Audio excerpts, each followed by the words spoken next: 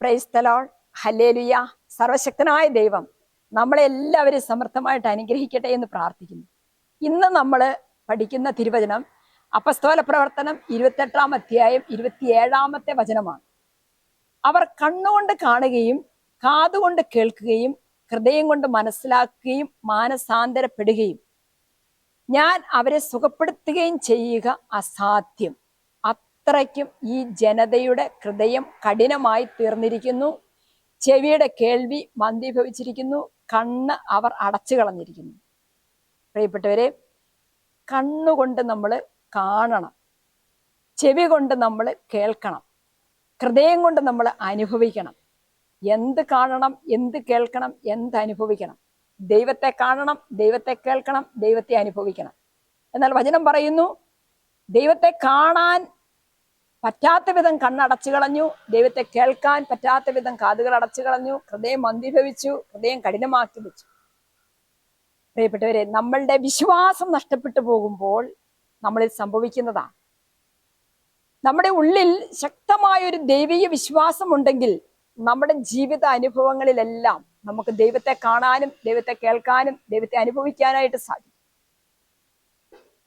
വിശ്വാസം വളരാനായിട്ട് നമ്മൾ ചെയ്യേണ്ട ഒന്നാമത്തെ കാര്യം എന്താണെന്ന് ചോദിച്ചാൽ, നമ്മുടെ ഹൃദയത്തിനൊരു തുറവയുണ്ടാകും.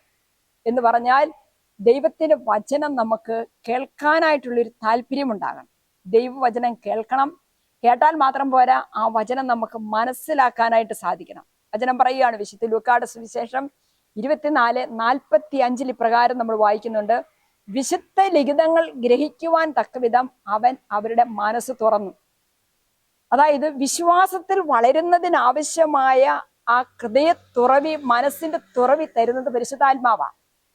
ആ തുറവി ലഭിക്കുമ്പോഴാണ് യഥാർത്ഥത്തിൽ വചനമൊക്കെ നമുക്ക് ഗ്രഹിക്കാൻ പറ്റുന്നത്, മനസ്സിലാക്കാൻ പറ്റുന്നത്. വചനത്തിന് വേണ്ടിയിട്ടൊക്കെയുള്ള ഒരു ദാഹം നമുക്കുണ്ടാകുന്നത്. പ്രിയപ്പെട്ടവരെ, എത്രയോ പേരാണ് ദൈവവചനത്തിന് വേണ്ടി വില കൊടുക്കുന്നത്.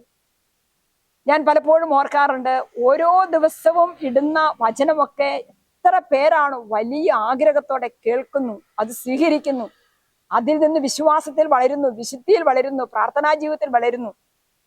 പ്രിയപ്പെട്ടവരെ, വചനം നമ്മളെ ഓരോരുത്തരെയും പ്രകാശപൂരിതമാക്കും, നമ്മളെ സൗഖ്യപ്പെടുത്തും. വചനം കേൾക്കുമ്പോൾ നമ്മുടെ വിശ്വാസം ജ്വലിക്കും. ആകയാൽ ദൈവവചനത്തിന് വേണ്ടി ആഗ്രഹത്തോടെ നമുക്ക് ഹൃദയം തുറക്കാം, അങ്ങനെ വിശ്വാസത്തിൽ വളരാം. ദൈവം നമ്മളെല്ലാവരെയും അനുഗ്രഹിക്കട്ടെ. ആമേൻ. ഹല്ലേലൂയ.